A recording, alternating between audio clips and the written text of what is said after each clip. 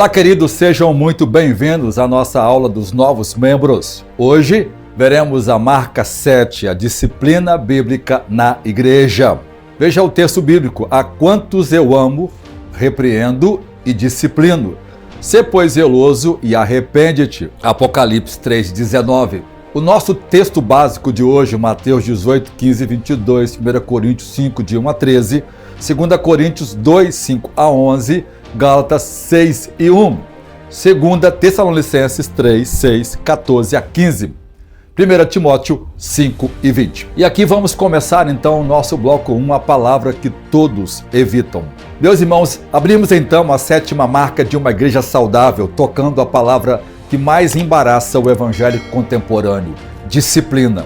O ouvido moderno faz uma associação automática e errada: disciplina é igual a castigo. Mas o léxico cristão nasce em outro chão. No latim, disciplina vem de aprender, mesma raiz de discípulos, aprendiz. Disciplina no vocábulo cristão clássico é o regime de formação do aprendiz. Não é o açoite que pune, é o método que forma. Quem rejeita a disciplina, rejeita o discipulado, pois são a mesma raiz. O hebraico é instrução corretiva e aparece mais de 50 vezes. Provérbios 13:11 diz: filho meu, não despreze a disciplina do Senhor. A Septuaginta traduz paideia, não é punição, é pedagogia divina do Filho amado. A palavra grega paideia, disciplina formativa, educação integral, aparece em Hebreus 12:6, porque o Senhor corrige, paideia, a quem ama. O verbo no Novo Testamento, paideu, formar, educar, corrigir,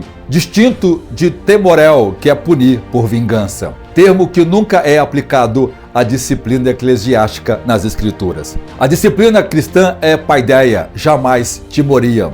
Filho meu, não despreze a disciplina, musar, paideia do Senhor, e não desmaie quando és por ele repreendido, porque o Senhor corrige ao que ama e açoite a qualquer que recebe por filho. Hebreus 12, 5 e 6. Provérbios 3, de 11 a 12. Aqui está a primeira pergunta que precisamos responder. Lexical antes de prática. Não estamos falando de inquisição, expulsão, vingança, punição. Estamos falando do método pelo qual o pai forma seus filhos e a igreja molda seus membros. Quando a igreja deixa de disciplinar, ela não está sendo mais amorosa, ela está apenas se recusando a disciplinar. Se você incomoda com a palavra disciplina, o problema não é a palavra, é a substituição cultural que você sofreu sem perceber. Você foi ensinado que amar é deixar passar. A Bíblia ensina que o amor é o que se importa o suficiente para corrigir. Quem nunca te corrigiu, nunca te amou de verdade, só te tolerou. No bloco 2, a terceira marca da reforma e o que os reformadores entenderam e nós esquecemos.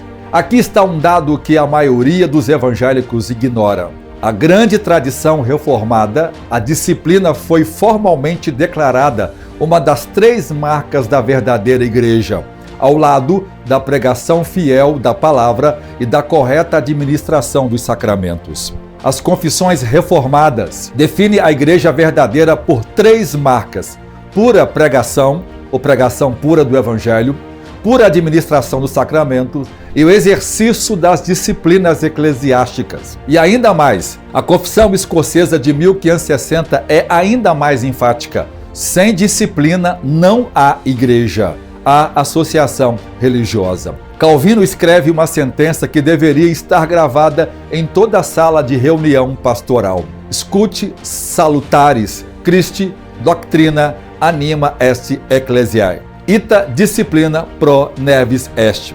Assim como a doutrina salvadora de Cristo é a alma da igreja, a disciplina é como seus nervos. E continua: tirem-se os nervos e o corpo se desconjunta. Igreja sem disciplina não é igreja branda, é igreja paralítica. A doutrina fica na cabeça, mas sem nervos, e não chega aos membros. Wesley e os metodistas levou a disciplina a um rigor que nenhuma denominação contemporânea sustentaria. As sociedades metodistas estavam organizadas em classes de 10 a 12 pessoas que se reuniam semanalmente sob um líder para prestar contas mútuas, pecados confessados, finanças examinadas, vida conjugal escrutinada.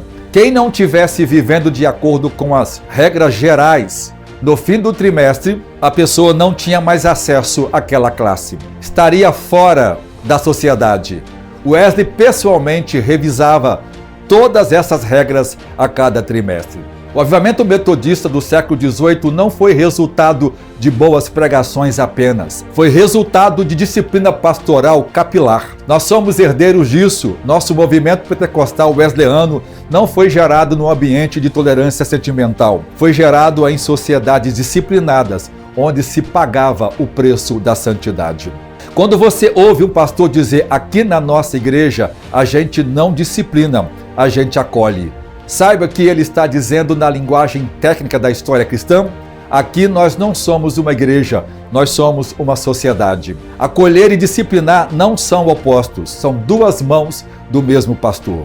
No bloco terceiro, por que a igreja brasileira amputou os próprios nervos? Se a disciplina é tão bíblica, tão reformada, tão wesleyana, por que sumiu? Primeira causa, o sentimentalismo terapêutico. Dietrich Bonhoeffer já havia diagnosticado isso em 1937 no clássico Discipulado. Ele chamou isso de graça barata. A pregação do perdão sem arrependimento, o batismo sem a disciplina da comunidade, a Santa Ceia sem a confissão dos pecados, a graça sem discipulado, a graça sem a cruz, a graça sem Jesus Cristo vivo e encarnado. A graça barata é a moeda corrente das igrejas modernas. A segunda causa é o medo institucional. Pastores temem perder membros, dízimos e reputação. Disciplinar custa caro. Gente sai, redes sociais explodem, processos são abertos. A solução fácil é manter o número alto à custa da pureza baixa. É o que Spurgeon chamava de downgrade, o rebaixamento progressivo. Em carta de 1887, ele escreve: a igreja moderna está se ajustando ao mundo, em vez de chamar o mundo ao arrependimento, e por isso está perdendo seu sal. Terceira causa, o individualismo espiritual. A frase mortal da igreja hoje é: minha fé é entre eu e Deus. Mas Paulo demoliu essa fantasia em 1 Coríntios 5 e 6. Ele diz: um pouco de fermento leveda toda a massa. O verbo zimou, no presente do indicativo, indica um processo contínuo e inevitável. Não existe pecado particular dentro do corpo. Quarta causa, o trauma do abuso religioso. Muitos crentes reagem contra a disciplina porque viveram falsas disciplinas abusivas, como controle de roupa, exclusões por desafetos pessoais do pastor. A reação à má disciplina virou rejeição da disciplina bíblica. Mas o problema não era o café, era a contaminação. Se sua igreja não disciplina, há 4 causas possíveis, e nenhuma delas é virtude. Ou é sentimentalismo, ou é medo, individualismo ou trauma mal curado. Precisamos nomear, confessar e pedir a Deus coragem para reconstruir os membros onde só existe sentimentalismo. No bloco 4, os 3 alvos da disciplina eclesiástica. Meus irmãos, agora chegamos ao coração teológico desta aula. Toda disciplina bíblica persegue simultaneamente 3 alvos, não 2, não 1, 3. Igreja que persegue só um dos 3 já não está fazendo disciplina bíblica. O alvo 1, restauração do pecador. Se teu irmão pecar contra ti, se te ouvir, ganhaste a teu irmão. Mateus 18 e 15. O termo grego que aparece ganhaste a teu irmão é um auristo indicativo de kerdaino, verbo do vocabulário comercial lucrar, ganhar como recompensa. A disciplina bem-sucedida é a transação de lucro para o reino. Um irmão antes perdido, agora ganho. Mateus 18 e 15 ecoa Mateus 16 e 26, que adiantaria ao homem ganhar o mundo inteiro e perder a sua alma. A alma do irmão em pecado é o objeto do lucro pastoral. Em Gálatas 6 e 1, o verbo restaurar tal homem é cirúrgico, é náutico e pedagógico ao mesmo tempo. O pai da medicina, Hipócrates, usava esta palavra para recolocar ossos no lugar, reduzir o inchaço. A igreja é enfermeira que recoloca os ossos, não tribunal que esmaga. 1 Coríntios 5:5, o termo grego usa renato pneuma sophe enter remera tou kyrio, para que o espírito seja salvo no dia do Senhor. A chave escatológica da disciplina cristã. O horizonte não é a vida presente, é o tribunal de Cristo. Eu disciplino agora para que meu irmão não seja condenado então. Restauração não é uma possibilidade entre outras, é o alvo declarado e prioritário do processo. Igreja que exclui e nunca restaura, pratica metade da disciplina, e a metade que sobrou já não é cristão. O alvo 2 é a advertência aos demais crentes. Aos que pecarem, repreende-os na presença de todos, para que também os outros tenham temor. 1 Timóteo 5:20. Diante de todos repreender, o verbo usado aqui é categórico, na face de, na presença visível de. Não é discretamente, é publicamente, diante da assembleia inteira. O grego no presente imperativo usado aqui é expor, convencer, provar. É uma ordem ativa, contínua e pública. E o texto continua, para que também os outros, oi, roi, lopoi, os restantes, tenham temor, phobos. O texto é cristalino. A disciplina pública tem função pedagógica para a comunidade inteira. Não se trata de humilhar o que pecou, trata-se de educar pelo exemplo público os que ainda não pecaram.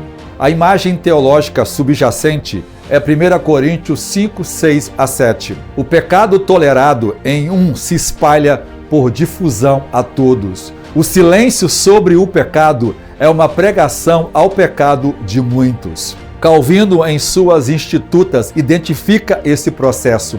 O segundo fim da disciplina é que os bons, com sua mistura com os maus, não sejam corrompidos, como muitas vezes acontece. Como temos propensão a desviar do caminho reto, somos arrastados pelos maus exemplos. Quando você vê alguém ser disciplinado, a primeira reação do seu coração é: que bom que não fui eu. Pare, essa é a reação errada. A reação certa é: isso poderia ser eu. Senhor, guarda-me. A disciplina pública de um é alarme misericordioso para todos. Quem ouve o alarme se recolhe, foi protegido. Quem ouve e dorme será o próximo. A disciplina assegura aos demais crentes que o pecado é coisa séria e que a tolerância da igreja não é infinita. Onde isso é claro, os crentes vivem com tremor santo. Onde isso some, a igreja vira clube social. O alvo 3 é o testemunho ao mundo. Geralmente se ouve que há entre vós fornicação, e fornicação tal qual nem ainda entre os gentios. 1 Coríntios 5:1. A indignação de Paulo carrega um peso que poucos percebem. Nem os pagãos romanos faziam aquilo. Quando a igreja tolera o que o mundo ímpio rejeita, ela destrói o próprio testemunho missionário. O mundo deixa de vir à igreja não porque a igreja é santa demais, mas porque deixou de ser distinta o suficiente para justificar o convite. Tendo o vosso viver honesto entre os gentios, para que, naquilo que falam mal de vós, como de malfeitores, glorificam a Deus no dia da visitação, pelas boas obras que em vós observem. 1 Pedro 2:12. Veja, o termo grego anastrophen é contem kalem, tendo conduta anastrofe, modo de viver inteiro, bela kalem. Pedro não diz boa, diz bela. A vida da igreja é apresentada ao mundo como objeto estético-moral. O mundo é convidado a compreender a santidade da igreja, não como ameaça, mas como beleza. Tertuliano registra a frase pagã sobre os cristãos primitivos: vede como eles se amam uns aos outros e como estão prontos a morrer uns pelos outros. Mas essa observação só foi possível porque havia distinção visível entre o povo de Cristo e o povo do Império. Distinção mantida pela rigorosa disciplina eclesiástica. E aqui está uma questão: a igreja e o muro. Aqui está uma imagem teológica que precisamos recuperar. A disciplina é o muro de separação entre a igreja e o mundo. Não muro de hostilidade, mas muro de distinção, de identidade. Sem esse muro não há mais fora e dentro. O sal perde o sabor, a luz se confunde com a escuridão. Mateus 5, 13 e 14 pressupõe distinção real e visível. Sal e areia juntos vira pó sem sabor. Luz e trevas juntas vira penumbra que ninguém usa. Quando o mundo olha para a igreja e diz: eles são iguais a nós, algo morreu. Quando o mundo olha e diz: eles têm um padrão que eu não consigo cumprir, mas reconheço que é alto, a igreja estará cumprindo o seu testemunho. A disciplina bíblica incomoda o mundo de modo missionário. O pagão sabe que ali ele não pode trazer seu pecado para dentro sem ser confrontado. E é justamente por isso que um dia ele vem buscar a libertação de seus pecados. Então, qual é o alvo da disciplina? Primeiro, a restauração para o pecador. Mateus 18 e 15, Gálatas 6 e 1, 1 Coríntios 5, 5 e 2. 1 Timóteo 5 e 20, 1 Coríntios 5, 6 e 3. É um testemunho para o mundo, 1 Coríntios 5 e 1, 1 Pedro 2 e 2, Mateus 5, 13 e 14. A disciplina que persegue só um dos três é defeituosa. Disciplina que persegue os três simultaneamente é bíblica. Igreja sem disciplina não é igreja, porque falha simultaneamente em restaurar irmãos, em proteger a igreja e em testemunhar ao mundo. No bloco 5, 1 Coríntios 5, Paulo manda excluir. Meus irmãos, se Mateus 18 é o protocolo, 1 Coríntios é o caso de estudo. Paulo aplica disciplina formal a um caso concreto. E o Espírito Santo registrou tudo para que a igreja de todos os séculos tivesse um método prático e impossível de ser mal interpretado. Primeiro, o escândalo no verso 1. Geralmente se ouve que há entre vós fornicação, e fornicação tal qual nem ainda entre os gentios, como é haver quem abuse da mulher de seu pai. Veja, fornicação tal que nem ainda entre os gentios. O grego porneia é o termo abrangente para imoralidade sexual fora do casamento. E aqui era a ponto de alguém possuir a esposa do próprio pai. O caso é um incesto com a madrasta. Até o direito romano proibia tal união sob pena de infâmia civil. Era classificado como crime terrível. A igreja de Corinto, supostamente espiritual, estava abaixo do padrão moral do paganismo romano. Havia um modo de viver naquele tempo que era chamado corintizar. Era viver dissolutamente. Mesmo nesse mundo caído, o caso da igreja escandalizava, porque o povo de Deus deveria ter um padrão superior, não inferior ao mundo. No verso 2, ele diz: e vós estáis ensoberbecidos, e nem ao menos vos entristeceste, por não ter sido tirado do meio de vós quem cometeu tal ação. 1 Coríntios 5, 2. Veja, Paulo diz que eles estavam inflados.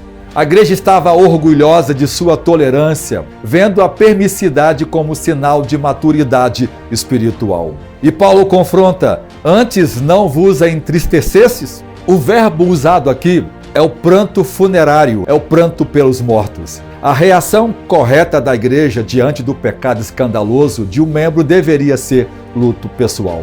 A disciplina bíblica nasce de luto, não de soberba. Quando a igreja não chora antes de disciplinar, ainda não está pronta para disciplinar. A ordem direta de excluir, nos versos 2, 5 e 13, tirai, pois, o iníquo do meio de vós, 1 Coríntios 5 e 13b, que é remover o maligno que está em vós mesmo.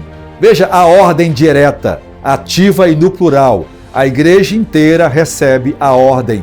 Não é decisão só do pastor, é ação corporativa. Paulo diz: a igreja é a assembleia de aliança, carrega o mesmo dever de manter sua pureza interna. A sentença formal, dos versos 3 a 5. seja entregue a Satanás para a destruição da carne, para que o espírito seja salvo no dia do Senhor Jesus. 1 Coríntios 5:5. Veja, entrega tal homem a Satanás. Aqui o verbo é o mesmo usado para entregar Jesus à crucificação. É a transferência formal de jurisdição. O excluído da proteção da comunidade da fé, o irmão é devolvido ao território onde o adversário opera sem barreira.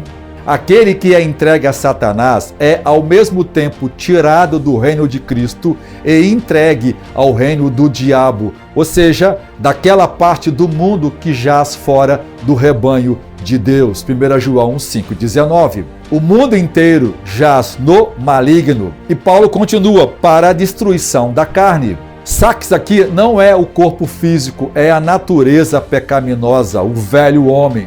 A disciplina visa destruir a carnalidade que destrói o irmão, não destruir o irmão. Paulo usa a figura de o fermento. Sabeis que um pouco de fermento leveda toda a massa? E ele continua, expurgai o fermento velho, para que sejais uma nova massa, assim como sois sem fermento. 1 Coríntios 5, 6 e 7. Toda a casa de Israel removia ritualmente o fermento durante os 7 dias da Páscoa. Removê-lo era declarar: começamos vida nova, o passado do Egito não entra na casa da Páscoa. Aqui está uma das passagens tipológicas mais magníficas de Paulo. A igreja é a casa pascual de Cristo, o Cordeiro imolado. Cristo é a nossa Páscoa. Cristo foi imolado. O pecado escandaloso tolerado é fermento velho. É o Egito que ainda mora dentro da casa do Cordeiro. Cada vez que a igreja celebra a ceia do Senhor, sem ter expurgado o fermento velho, ela está comendo Páscoa misturada com o Egito. Não é apenas inconsistência prática, é contradição teológica gritante. Por isso, Paulo, em 1 Coríntios 11, 27 a 29, diz que muitos comem o pão e o cálice indignamente, e por isso há entre eles fracos, doentes e mortos. A disciplina é prévia da ceia. A igreja que não disciplina antes da ceia abre porta a juízo coletivo sobre a ceia. A regra prática dos versos 9 a 11: não vos associeis com alguém que, dizendo-se irmão, for imoral, avarento, idólatra, maldizente, beberrão, roubador, com esse tal nem ainda comais. 1 Coríntios 5, 11. Veja, nem ainda comais com o tal. Aqui é comer junto, partilhar a mesa. No mundo antigo, partilhar a mesa era ato de comunhão profunda, não mera nutrição. A refeição era a declaração pública de pertencimento. Paulo proíbe a comunhão de mesa, tanto a mesa comum quanto, por extensão, a mesa do Senhor. Distinção crítica dos versos 9 e 10 é esta: a separação não é do pagão imoral. Com esse, a igreja se relaciona de forma missionária. Seria então necessário sair do mundo. A separação é do que se diz irmão e vive em pecado escandaloso. Disciplina cristã não é puritanismo separatista contra o mundo, é purgação interna do povo de Deus. O verso 11, ao chamado irmão, literalmente ao que é nomeado irmão. O foco da disciplina é o que carrega a identidade cristã sem a vida cristã. É o nome sem a substância. E o nome sem a substância desonra publicamente o nome. E aqui há duas jurisdições nos versos 12 a 13. Que tenho eu em julgar os que estão fora? Não julgais vós os que estão dentro? 1 Coríntios 5 e 12. Paulo diz os de fora e os de dentro. Duas jurisdições. Os de fora, julgamento direto de Deus. Igreja não os julga, evangeliza-os. Os de dentro, julgamento corporativo da igreja, exercido com a autoridade de Cristo. A igreja tem competência jurídica sobre seus próprios membros, não sobre o mundo, sobre si mesma, e deve exercê-la. Os três alvos em 1 Coríntios 5. Primeiro, restauração no verso 5, para que o espírito seja salvo no dia do Senhor. Advertência, versos 6 e 7, um pouco de fermento leveda toda a massa, expurgai o fermento velho. Terceiro, o testemunho, fornicação tal qual nem ainda entre os gentios. Paulo não escolheu um dos três, ele articulou os três simultaneamente. Esse é o padrão. Quando a igreja lê 1 Coríntios 5 e fica desconfortável, esse desconforto não é problema de Paulo, é problema do seu falso evangelho. A Bíblia que você ama tem este versículo. Você só tem duas opções: ou rasga o capítulo e perde todo o cano bíblico, ou obedece ao capítulo e recupera a igreja. Não há terceira via.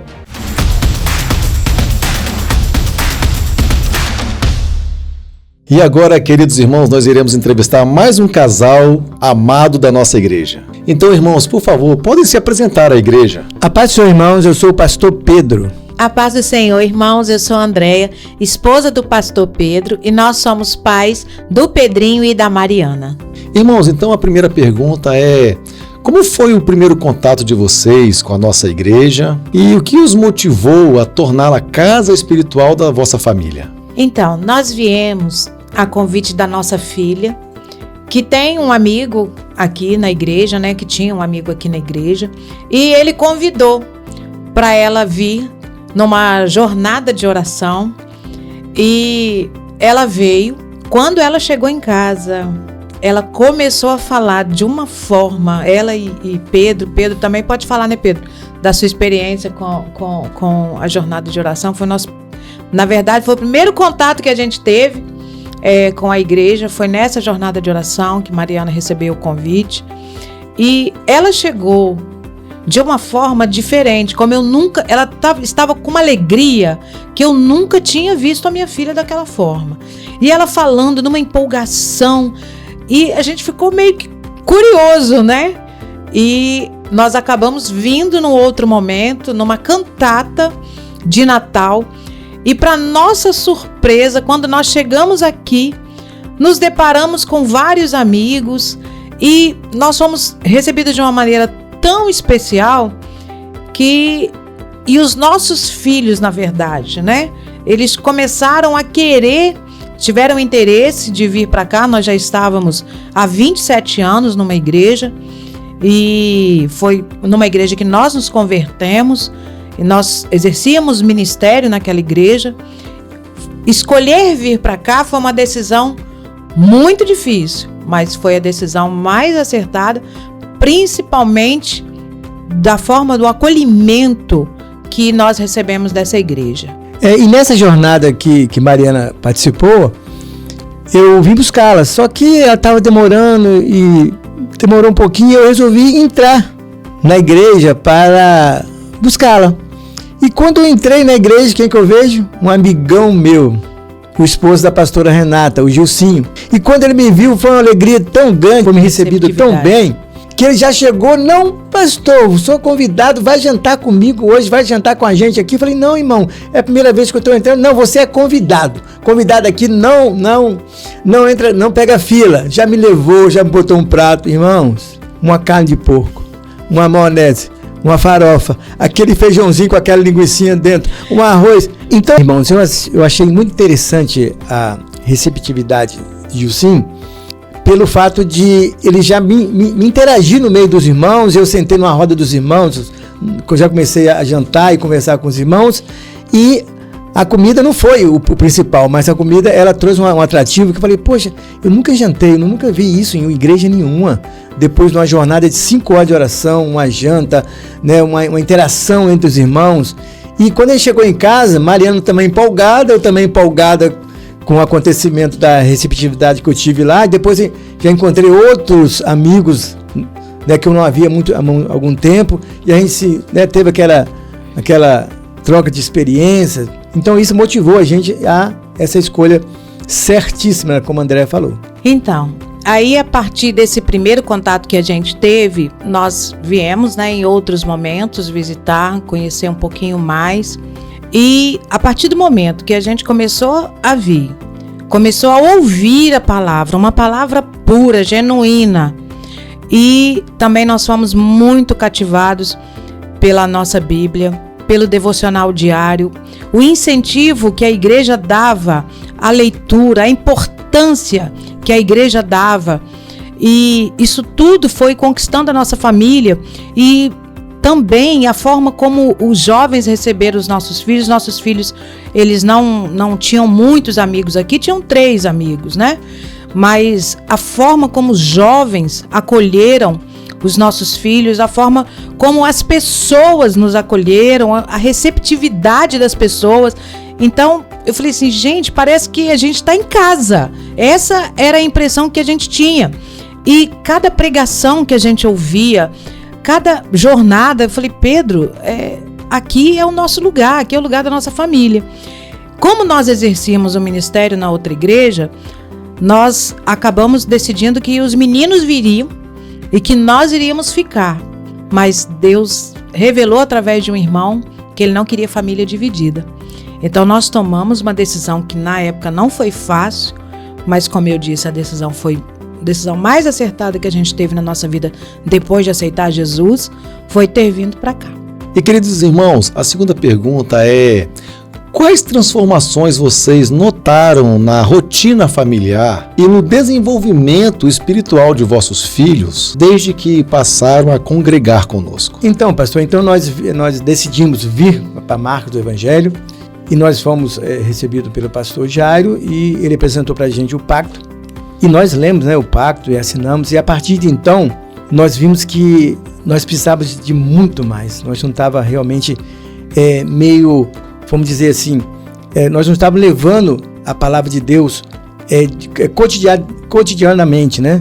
Então, a partir daí, nós começamos a ter mais acesso à leitura diária da Bíblia, nós tivemos mais acesso à oração, nós tivemos mais acesso à comunhão, à leitura familiar, né, através do devocional. A família ficou mais unida quando a gente junta, né, para fazer o devocional. E também as orações, aumentou muito o ritmo das nossas orações.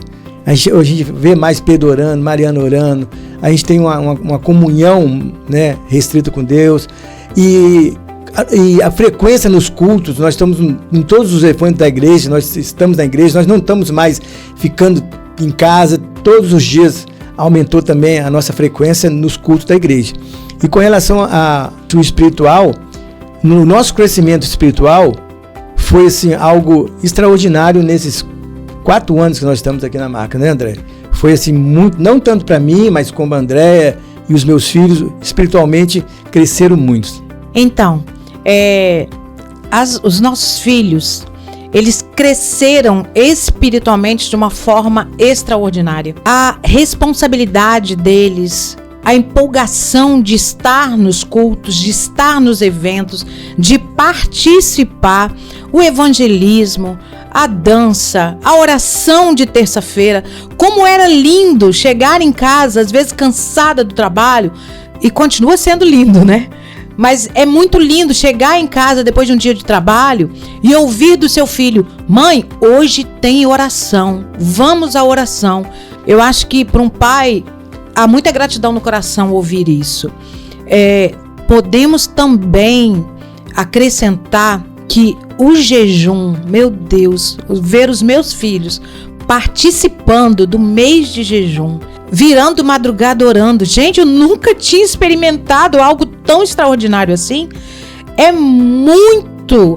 uma alegria transbordante você ver um filho seu orando, jejuando, buscando a palavra. A gente chega em casa, os meninos comentam, a gente senta numa roda para comer, eles trazem aí os comentários do culto, da palavra, daquilo que foi ministrado, daquilo que foi pregado. Eles falam: mãe, você ouviu? Mãe, você viu isso? Você ouviu isso? Eu falei: gente, é extraordinário o que a gente tem vivido dia após dia aqui nesta igreja. Sem contar o evangelismo também, como eu vi os meus filhos crescerem. Meu Deus, meus filhos, quiçá, tinham coragem de falar de Jesus para alguém. E você vê um filho seu pregando num ônibus, meu Deus, é algo que eu nunca imaginei experimentar.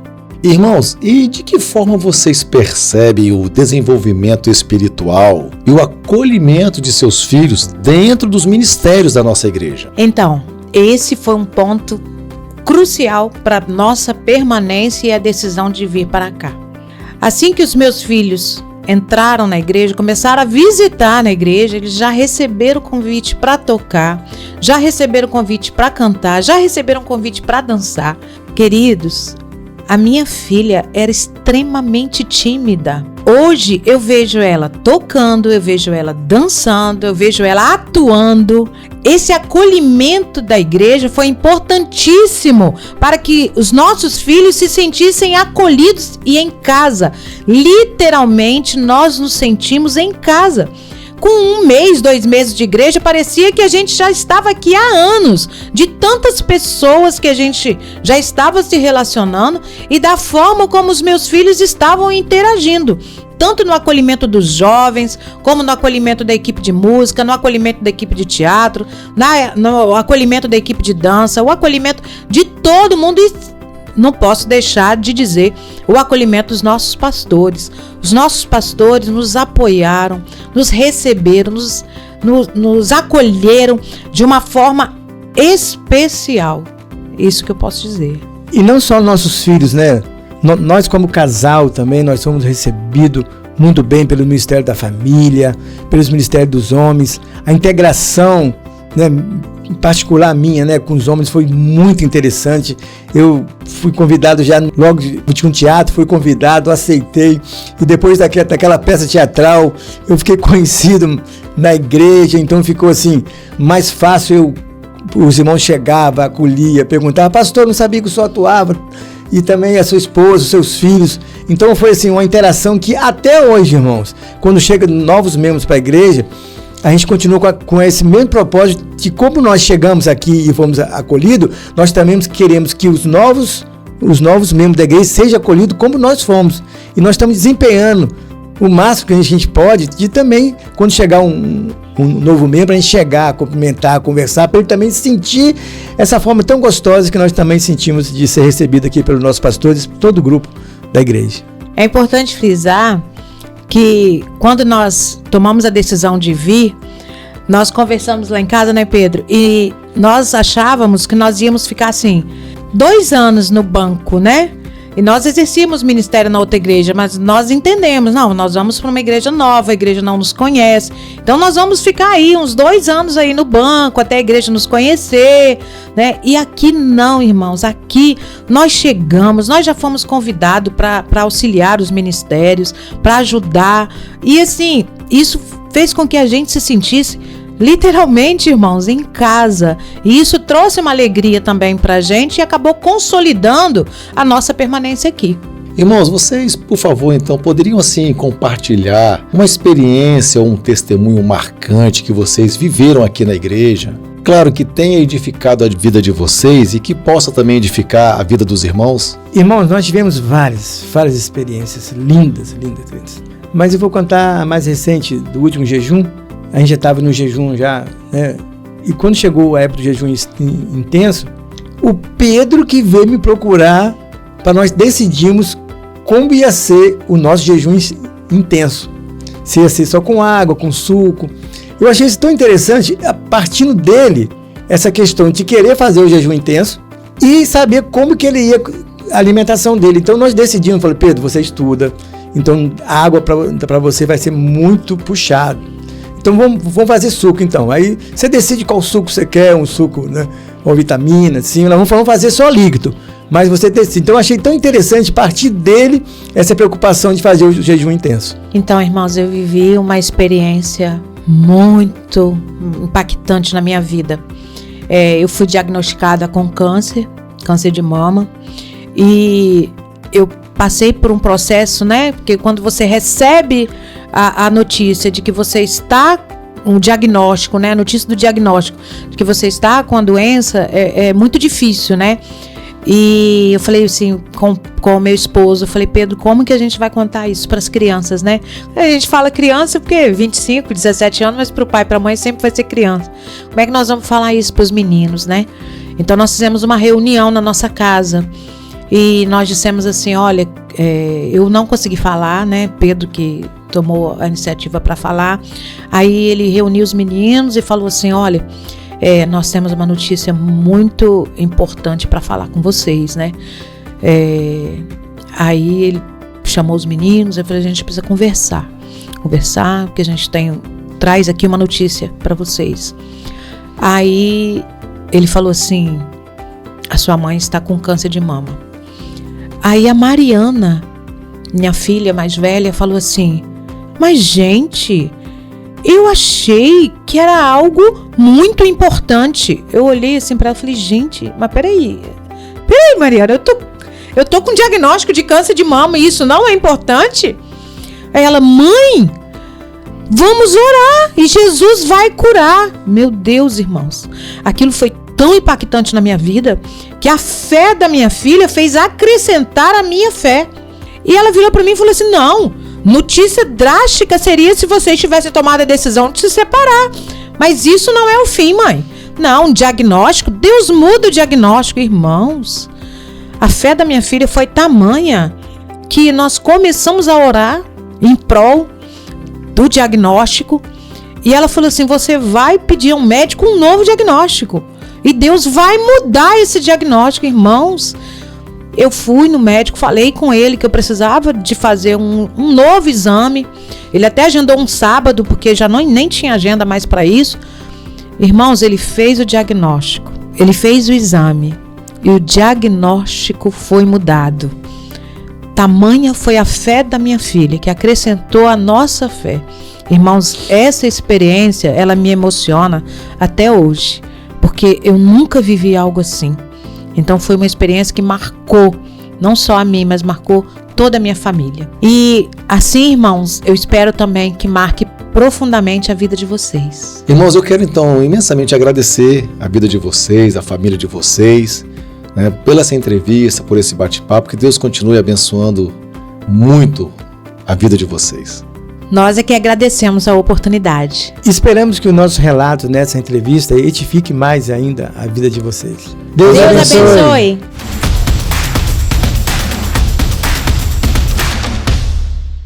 Bloco 6. A igreja sem disciplina não é igreja. E aqui os perigos da cultura relativista e o engano da terapêutica sem repreensão pública. Meus irmãos, esse é o bloco mais incômodo dessa aula e por isso o mais necessário. Aqui eu toco numa ferida aberta no meio da igreja brasileira. A substituição silenciosa da disciplina bíblica por uma terapia de aparência cristã. E começo com a tese mais dura da aula inteira. A igreja que não disciplina não é igreja. Calvino disse que a disciplina é como os nervos do corpo. Sem os nervos, o corpo ainda parece corpo, tem braços, pernas, cabeça, cor de pele, mas não responde, não age, não se move, tem aparência de vida e não tem vida funcional. Esta é a igreja brasileira, aparência sem nervos, cor sem reflexo, forma sem função. Quando a igreja não tem essas marcas, quando ela falha, ela não é mais igreja no sentido teológico da palavra. É outra coisa com o nome de igreja. A palavra grega eclésia para igreja, chamar para fora.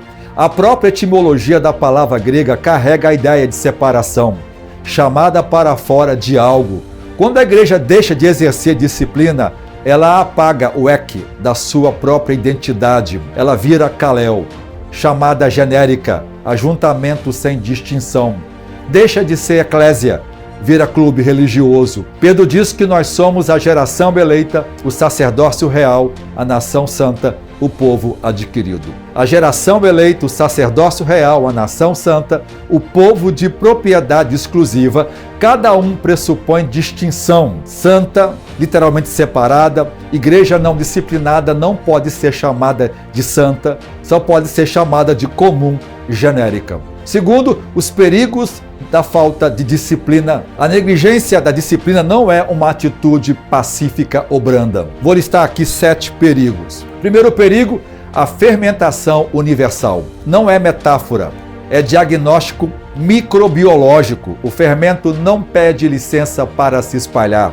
O pecado tolerado em um se torna autorizado em todos. Em 5 anos, a igreja que tolerou um adultério vira a igreja onde adultério não escandaliza ninguém. Segundo perigo, falsificação de convertidos. Igreja sem disciplina não distingue convertido de simpatizante. Multidões batizadas que nunca foram regeneradas. Jesus chamou isso de joio entre o trigo, em Mateus 13. A igreja não tem autoridade para arrancar o joio escatológico do mundo, mas tem a autoridade e o dever para identificar o joio interno que se autodeclara trigo. 1 João 2,19. Terceiro perigo, silenciamento dos santos. Quando a igreja tolera pecado escandaloso, os crentes fiéis ficam mudos, intimidados. Não denunciam o erro, porque a liderança já sinalizou que não vai agir. O resultado, a santidade vira murmuração de canto e o pecado vira voz dominante. Quarto perigo, assédio e abuso encoberto. Estatísticas eclesiásticas das últimas 2 décadas são unânimes. A maior parte dos casos de abuso sexual em igrejas acontece em ambientes onde não havia disciplina bíblica formal. A ausência de protocolo não protege ninguém, protege os agressores e abandona as vítimas. O quinto perigo é a perda da mesa. A ceia do Senhor, sem disciplina prévia, deixa de ser memorial santo e vira ritual genérico.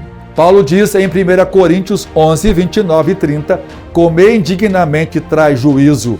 Igreja sem disciplina tem juízo divino sobre a mesa, mesmo sem saber. O sexto perigo, esvaziamento da autoridade eclesiástica. Quando a igreja fala, mas não age, as palavras pastorais perdem peso. Sermões viram entretenimento, conselhos viram opinião, repreensões viram fofoca. Igreja sem disciplina é igreja sem voz. Sétimo perigo, escândalo do testemunho. O mundo perde respeito não pela igreja que disciplina, perde respeito pela igreja que fala em santidade enquanto tolera o escândalo. O mundo é cruel, mas não é tolo. Reconhece a hipocrisia institucional rapidamente.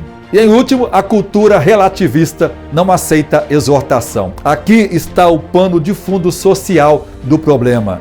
Vivemos na era do relativismo moral institucionalizado. A tese filosófica de que não há padrão moral universal e, portanto, ninguém tem o direito de corrigir ninguém. O valor supremo passou a ser fiel a si mesmo. Correção externa virou agressão. Padrão objetivo virou opressão.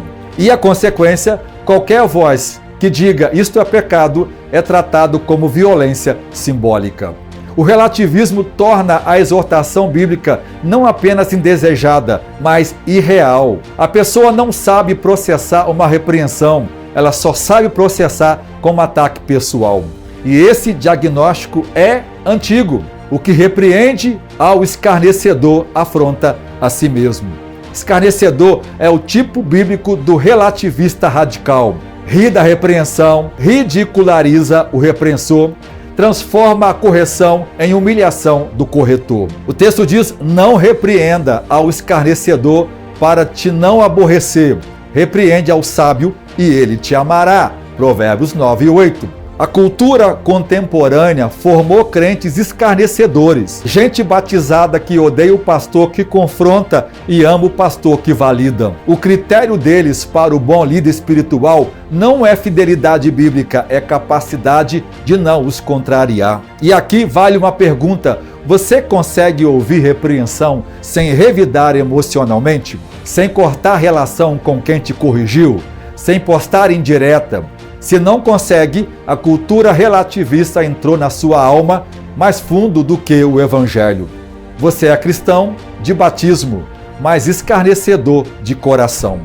A primeira disciplina que você precisa receber é a do silêncio diante da correção. Calar para ouvir e ouvir para mudar. E aqui há um outro ponto, a necessidade da repreensão pública, o ato que nos trata e nos cura. A repreensão pública é, na economia do evangelho, medicina espiritual, não é exposição maldosa, é cirurgia comunitária. Aos que pecarem, repreende-os na presença de todos, para que também os outros possam temer. Confessai as vossas culpas uns aos outros e orai uns pelos outros para que sareis. Tiago 5,16. Veja, sereis curado, o mesmo verbo dos milagres de cura de Jesus. A confissão pública e a oração mútua produzem cura espiritual. Onde o pecado é escondido, fermenta, onde é exposto na luz da comunidade, sara. A reforma protestante rejeitou o confessionário católico romano individual e secreto, mas não rejeitou a confissão. Ao contrário, Lutero, as confissões e os reformadores puritanos recolocaram a confissão bíblica no seu lugar, mútua, comunitária, vivida em transparência fraterna. Wesley fez isso nas classes metodistas, confissão pública semanal, oração mútua e cura coletiva. O pecado escondido se prolifera, pecado confessado morre. A repreensão pública não é punição, é a faca do cirurgião removendo o tumor que se alastra em silêncio. Quem foge dela morre da doença que poderia ter sido curada. Quem se submete a ela vive ferido, mas vivo. O céu não admite pecado. A igreja é modelo do céu. E aqui está a razão final, escatológica da disciplina. Por que a igreja deve disciplinar? Porque o céu é disciplinado. Não entra no céu coisa nenhuma impura. Apocalipse 21 e 27. O texto diz: de modo algum entrará nela qualquer coisa profana. Ou seja, é uma impossibilidade absoluta. O céu não admite pecado de natureza alguma, nem nenhum grau, sob nenhuma condição.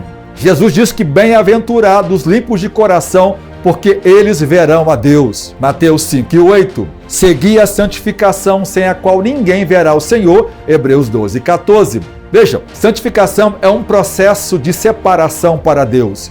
E o texto é categórico. Sem santificação, ninguém verá o Senhor. A santificação é condição visual. Sem ela, os olhos espirituais não suportam a glória. O céu é o lugar onde o pecado não entra. Então a igreja é o antepasto do céu na terra. Deve ser progressivamente o lugar onde o pecado não habita confortavelmente. A igreja disciplinada é a igreja que se parece com o céu. A igreja indisciplinada parece o mundo e, portanto, parece mais o inferno do que o céu. Cada vez que a igreja exerce disciplina bíblica fielmente, ela está dizendo ao mundo: aqui é a amostra do céu. Cada vez que a igreja tolera um pecado escandaloso, ela está dizendo: aqui é a amostra do mundo. Não há posição neutra. A igreja ou é o prólogo do céu ou é o prolongamento do mundo. E quem ela parece, ela é. A igreja de mercado e a terapia que substituiu a disciplina bíblica. Aqui está o engano mais sofisticado do nosso tempo. A igreja mercado contemporânea não rejeita a disciplina abertamente. Seria escândalo evidente. Ela faz algo mais sutil e mais letal. Ela substituiu a disciplina por terapêutica. Como funciona isso? Em vez de repreender publicamente, a igreja mercado oferece aconselhamento privado. Em vez de exclusão da mesa, oferece grupo de apoio. Em vez de luto pastoral pelo pecado, oferece autoajuda espiritual. Em vez de chamada ao arrependimento, oferece gestão de emoções. Em vez de perda moral pública que cura, oferece preservação de imagem que adoece. O resultado é uma simulação de cura. A pessoa que pecou continua na igreja, continua no ministério, continua participando da ceia, só que agora está em processo terapêutico. Mas processo terapêutico não substitui a obediência bíblica. 1 Timóteo 5,20 não diz aconselhamento em particular, repreende diante de todos. O aconselhamento é prática boa bíblica em contexto pastoral comum, mas quando estamos tratando do pecado público de membros, a cura é a exposição pública corretiva, repreender com autoridade, entregar a Satanás. A igreja primitiva tinha vocabulário forte porque tinha prática forte. A igreja contemporânea só conserva o vocabulário fraco e por isso tem prática fraca. O nosso século testemunha a substituição do homem religioso pelo homem psicológico. O critério deixa de ser fidelidade a Deus e passa a ser bem-estar emocional do indivíduo. A igreja mercado é a versão eclesiástica dessa antropologia, cura emocional sem reordenação moral. O problema da terapêutica sem disciplina é teológico, não pastoral. Não estou dizendo que aconselhamento cristão é ruim, pelo contrário, é vital. Estou dizendo que aconselhamento cristão sem disciplina formal, em casos de pecados escandalosos, é cura paliativa que mantém a infecção viva. É curativo sobre ferida não limpa. A ferida fecha por fora, por dentro fermenta. A perda moral pública é parte do tratamento, não uma interrupção dele. Quem peca publicamente precisa passar pela vergonha pública para experimentar a cura pública. Tentar curar o pecado público escondendo do público é tentar curar uma fratura sem consertar o osso. Pode dar a aparência de cura, mas o irmão vai mancar pela vida toda. A igreja mercado produz crentes que andam mancos espiritualmente porque nunca foram tratados de verdade. Igreja bíblica produz crentes que cambaleiam por algum tempo, mas voltam a andar firmes. Uma igreja sem disciplina deixa de ser igreja, tolera o fermento que contamina todo o corpo, silencia os santos e dá voz aos escarnecedores, encoraja a falsificação da experiência cristã, adere ao relativismo sem perceber, substitui a luz da repreensão pública pela penumbra do aconselhamento individual, renuncia a parecer-se com o céu e passa a parecer-se com o mundo, vira a igreja mercado, vende terapia em vez de oferecer o Cristo crucificado. E o oposto, a igreja que disciplina, com lágrimas e fidelidade, é a mostra do céu na terra. É enfermeira do cirurgião divino. É escola do amor verdadeiro. É embaixada da santidade do Deus Santo. É o lugar onde o pecado pode ser confessado sem destruir o pecador, porque ali, e só ali, o pecado é levado à luz, onde Cristo o crucifica. A disciplina, então, não é ponto final. Ela visa a restauração. O arco da disciplina termina na mesa, não na rua. E Paulo escreve: basta-lhe a repreensão feita por muitos, de maneira que, pelo contrário, deveis antes perdoar-lhe e consolá-lo, para que não seja, de modo algum, o tal consumido em demasia de tristeza. Paulo ordena receber a pessoa de volta à comunhão com amor. Não basta dizer, ele voltou. É preciso comunicar oficialmente à igreja a restauração, para que não sejamos vencidos por Satanás, para que o diabo não tire vantagem de nós. Então o diabo pode tirar tanto vantagem da disciplina ausente, quanto da disciplina sem restauração. Igreja que não disciplina o impenitente entrega território. Igreja que não restaura o arrependido também entrega território. Os pais da igreja diziam que há mais alegria na igreja sobre o irmão restaurado do que sobre 9 que nunca caíram. Então, queridos, esta tem sido a nossa busca aqui na Marcas do Evangelho. Quando alguém cair, deve participar de um processo disciplinar fiel, seja como quem repreende, como testemunha, ou como assembleia que ratifica, ou como o próprio repreendido. Você está sendo lavado, está sendo preparado. A disciplina não será a interrupção do casamento, é o vestido sendo costurado. O esposo virá e quem desprezou o banho chega ao altar com manchas que podem ter sido lavadas há anos atrás.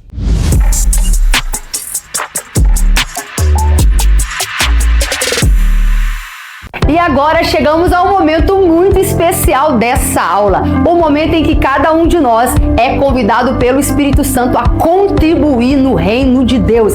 E você que me ouve agora tem a oportunidade de parar tudo que você estiver fazendo, olhar aqui agora os meios de contribuição que aparecem na sua tela e contribuir para que essa obra avance. Deus conta com você para o avanço do seu reino e contribuir é uma honra. O apóstolo Paulo, na segunda carta aos Coríntios, Coríntios, capítulo 9, verso 7, diz que não devemos contribuir como por necessidade nem com tristeza, mas Deus ama aquele que dá com alegria. Quem dá com alegria é uma resposta em gratidão, reconhecendo que tudo que temos, nossa saúde, nosso patrimônio, nossa família, tudo que temos de bom, toda boa dádiva, vem do alto, do Pai das luzes, é o Senhor que te abençoou. E nós trazemos as ofertas reconhecendo que tudo é dele. É um ato de adoração. Então pare o que estiver fazendo e seja abençoado você e sua casa. Deus abençoe.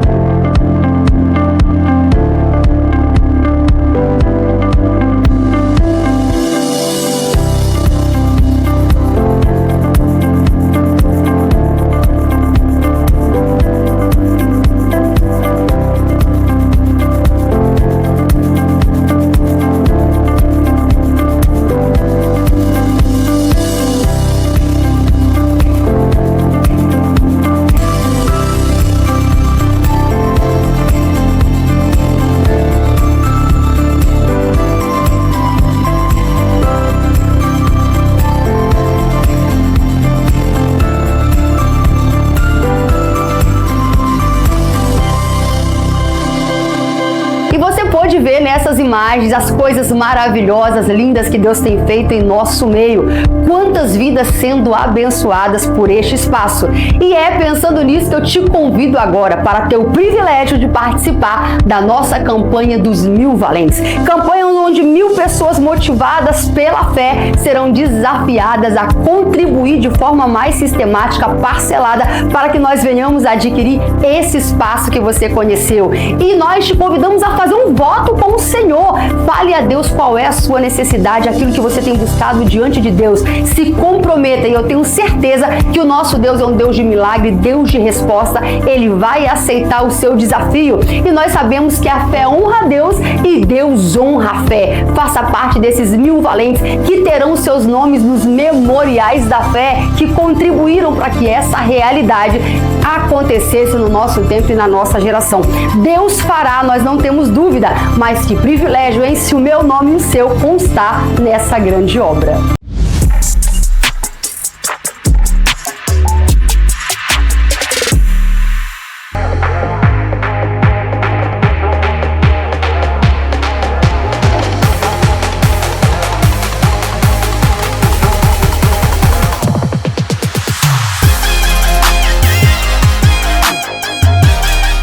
E agora, irmãos, chegamos no momento do nosso quiz para ver se os irmãos compreenderam bem o assunto que foi passado na aula de hoje. Então vem comigo para a nossa primeira pergunta, que é a seguinte: qual é uma das evidências mais claras de uma igreja sem disciplina bíblica? A. O fortalecimento da reverência espiritual da comunidade. B. O crescimento do compromisso com a santidade. C. O aumento da obediência aos princípios bíblicos. Ou D. A banalização do pecado no meio da igreja. Vamos lá, tempo na tela.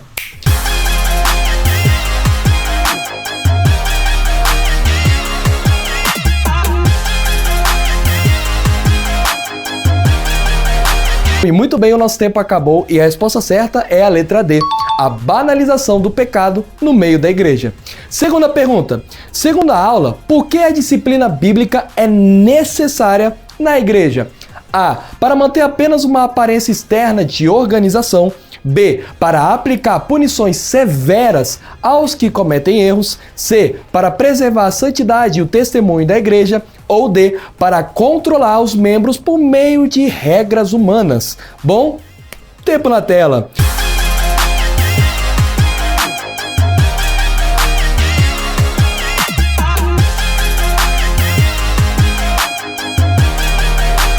E olhando para o meu relógio, parece que os nossos 10 segundos já se esgotaram. E se você colocou a letra D, para controlar os membros por meio de regras humanas, eu tenho que lhe dizer que vocês erraram, porque a resposta certa é a letra C, para preservar a santidade e o testemunho da igreja. Terceira pergunta. Sobre o relativismo moral, a aula ensina que muitas pessoas passam a A. Receber a correção bíblica com espírito ensinável. B. Ver a repreensão como ofensa pessoal. C. Valorizar a disciplina como expressão de cuidado. Ou D. Buscar crescimento espiritual por meio da correção. Bom, responde no chat.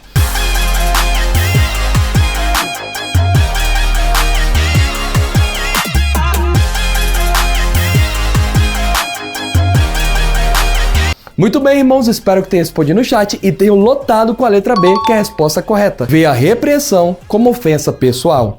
Quarta pergunta. Segundo Provérbios 9:8, como o sábio reage à repreensão? A. Ele ignora conselhos que controlam seus erros. B. Ele recebe a correção com humildade. C. Ele rejeita palavras que corrigem sua conduta. Ou D. Ele evita qualquer forma de confronto pessoal. Bom, vocês já sabem.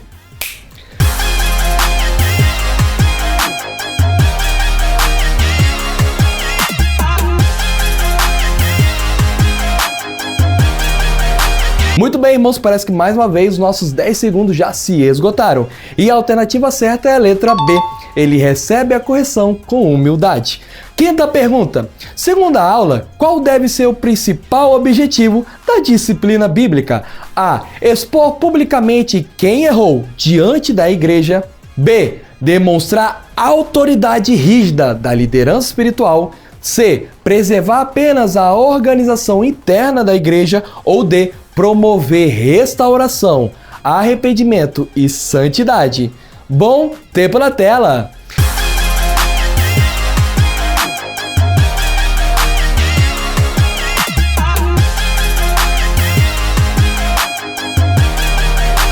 E muito bem, nosso tempo acabou e a resposta certa é a letra D. Promover restauração, arrependimento e santidade. Sexta pergunta. Qual dessas afirmações é bíblica e destaca a importância da santificação? A tolerância ao pecado fortalece a comunhão cristã. B. A graça elimina completamente a necessidade de disciplina. C. Sem santificação, ninguém verá o Senhor. Ou D. A correção bíblica substitui a misericórdia divina. Bom, tempo na tela.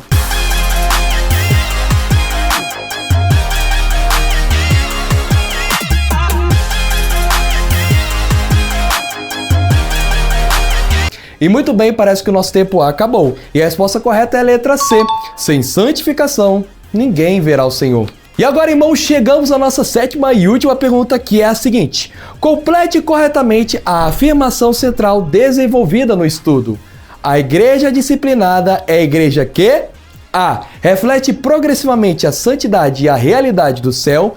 B. Evita confrontos para preservar uma aparência de paz. C. Adapta seus valores aos padrões da sociedade atual. Ou D. Concreta seus esforços apenas no crescimento numérico. Bom, pela última vez, tempo na tela!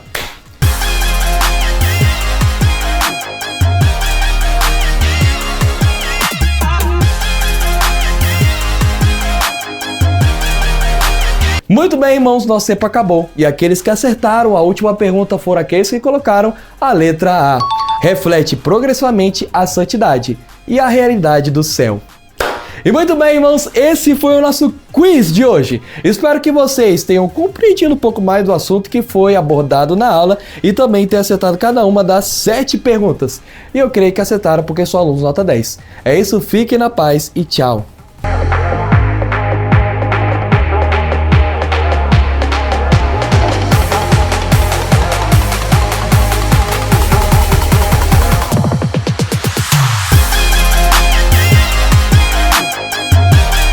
A Marcas do Evangelho entende que a disciplina é discipulado e que aqueles que vivem na prática do pecado aberto, com amor, com acompanhamento, com ajuda, serão conduzidos a um trabalho de cura, de restauração e de arrependimento, para que a disciplina possa, primeiro, restaurar quem pecou, segundo, para que os outros saibam que nós não devemos praticar a mesma coisa, e terceiro, para que o mundo diga, eles não aceitam aquele comportamento. A igreja precisa viver uma vida que agrade a Deus, uma vida santa, mesmo que o preço para isso seja alto, mas precisamos escolher viver um evangelho que agrade a Deus. Então, não fique chateado se em algum momento uma conduta sua precisar ser corrigida. Ela será feita com amor para que juntos possamos ser ajudados e crescer em santidade e em amor. Que Deus abençoe você, que cada um de nós possamos crescer e aprender a ser repreendidos se formos encontrados na prática do pecado. Que Deus nos ajude, que Deus nos guarde com todo amor e seriedade, para repreender como guardar o nosso coração, porque o cair é do homem, mas o levantar é de Deus. Senhor, muito obrigado por essa aula. Que o Senhor possa nos ensinar a viver uma vida pura e de disciplina. Que sejamos sábios e amorosos e humildes para aceitar a disciplina se um dia cairmos em pecados escandalosos. Seja conosco em nome de Jesus. Amém. Deus abençoe vocês. A Deus toda a glória.